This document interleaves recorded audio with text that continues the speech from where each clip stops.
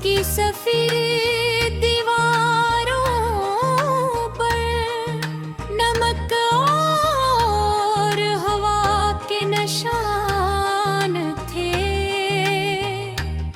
और इसकी चोटी पर लगा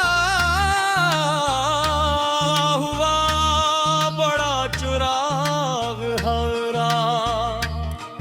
बूर बूर पक रोशनी बिखेर रखा था। बरसों से वो तूफानों बारिशों और तेज हवाओं का सामना कर रहा था, मगर अब भी मजबूती से खड़ा था। करीब ही एक छोटा सा गाँव था,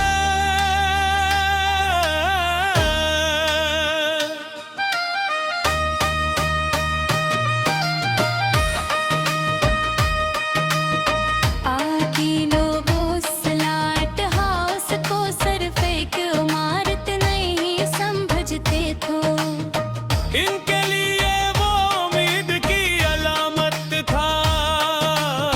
जब समंदर बेरहम हो जाता, लहरें बुलंद हो जाती और आसमान सियाह बादलों से भर जाता, तब यही रोशनी कश्तियों को रास्ता दिखाती थी।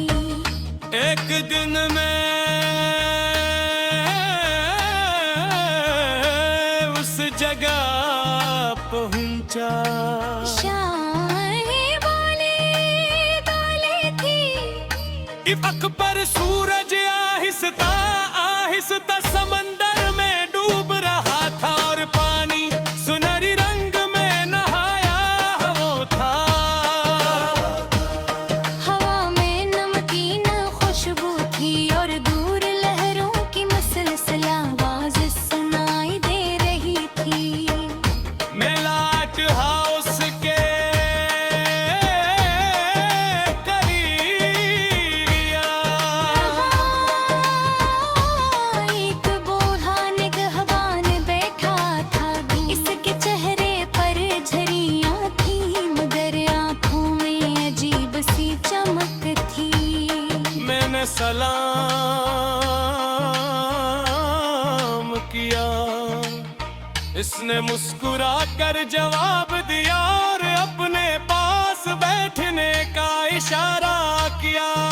मैं इसके करीब बैठ गया, कुछ देर हम दोनों खामोशी से समंदर को देखते रहे।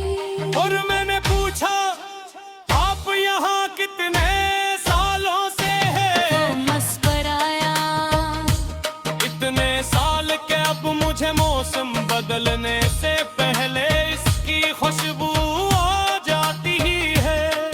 मैं हंस पड़ा, मगर उसके लहजे में मजाक कम और तजुर्बा ज्यादा था। मैंने पूछा, कब कभी अकेला महसूस नहीं करते? वो समंदर की तरफ देखते हुए बोला, जो समंदर के साथ रहता हो वो कभी मुकम्मल अकेला नहीं होता। मैं खामोश हो गया। इसने हाथ से दूर अफ़क़ की तरफ इशारा किया। देखो वो कुछ नजर नहीं आ रहा, मगर इस वक्त भी कई कश्तियां सफर कर रहेगी। मैंने गौर से देखे लहर ऊंची उचरा लई।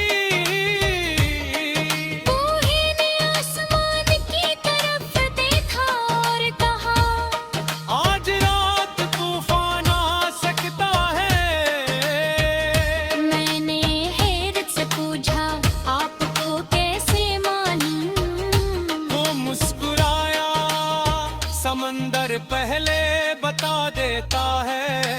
ये कहकर वो लाइट हाउस ते अंदर चला गया।